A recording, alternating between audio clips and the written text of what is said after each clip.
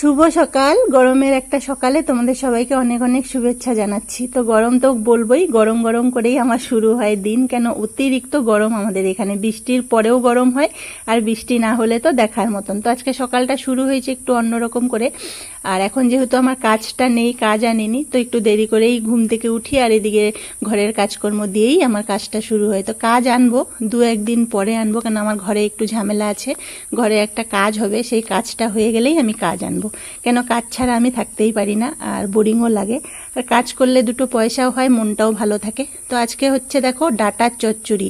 এটা যে আমাদের শাক হয়েছিল, সে লোটে শাক বলে যাকে, সেই শাকগুলো অনেক বড় হয়ে গেছিল, ডাটা হয়েছিল, সেই ডাটাগুলোর মাথার দিকটা কেটে কেটে এটা চচ্চড়ি হচ্ছে। একটা ছোট ছোট মাছ দিয়ে আলু বেগুন দিয়ে বেশ একটা চচ্চড়ি। অনেকেই খাও জানি, এই চচ্চড়িটা খেতে কিন্তু দারুণ লাগে। তো আমাদের মা বলে এটা কি করে রান্না করে, তাই মাকে বললাম তুমি কেটে দাও, আমি রান্না করে দিচ্ছি।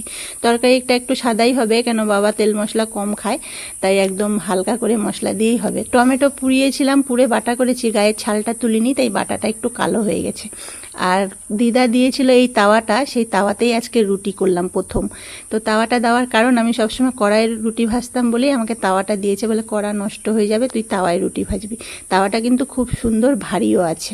মাকে দেখালাম, মা বললো হ্যাঁ ভারী আছে, বলে ডান্ডা মানে যে হাতলটা থাকলে ভালো হতো। আমি দিদা বললো হাতল ছাড়াই ভালো, হাতল থাকলে কি হয় অনেক দিকে হেলে যায়। তো এই তো রুটি বানিয়ে নিলাম, আর এদিকে মাকে বললাম তুমি ডাটাগুলো কেটে ফেলো, আমি তরকারিটা করব। তো মা কনফিউজ, কি দিবে না দিবে। আমি মাথার দিকেরটা নরমটা দাও, নরম দিয়ে আলু বেগুন দিয়ে তরকারি করবো, আর মোটাগুলা দিয়ে একদিন সর্ষে বাটা চচ্চড়ি করে দেবো। আর মাথায় যত ফুল হয়েছিল সব বাবা আলাদা করে রেখে দিয়েছে, ওগুলো আবার বিছন হবে, শাক হবে আমাদের।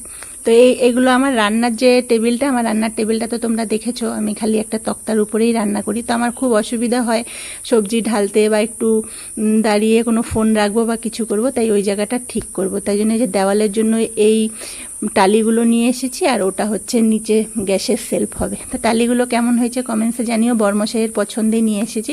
তো এই জায়গাটায় এই সোজা হয়ে যাবে। ভেবেছিলাম এল করব, তো এল করব না, এল করলে সিঁড়ির নিচের দিকটা হয়ে গেলে না আমি ঢুকতেই পারবো না, কেন সিঁড়ির নিচে মাথা লেগে যায়।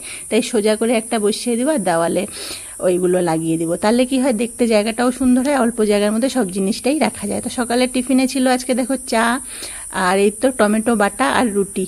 রুটিটা অনেকদিন পরে খেলাম, তো বেশ মজা করেই খেলাম। আর বাটাটা হয়েছিল ঝাল ঝাল, খেতে হয়েছিল দারুণ। তো দিনটা তো শুরু হলো খুব সুন্দর সকাল থেকে। আজকে আমাদের এখানে ওয়েদারটা খুব সুন্দর, মনে হচ্ছিল বৃষ্টি বৃষ্টি হবে সকালের দিকে, কিন্তু কোথায় আর বৃষ্টি, সেই রোদ উঠে পড়েছে। গরম তো আর বলার মতনই নয়। তো চা খেয়ে এবার চলে গেলাম নিজের কাজে। তো মাছটা ভেজে নিয়েছি। এগুলো না আমাদের সামনে খাল আছে, খালে বাবা মুগরি বসিয়েছিল, এই ছোট ছোট মাছগুলো পড়েছিল। আর আমিও এই আলু বেগুন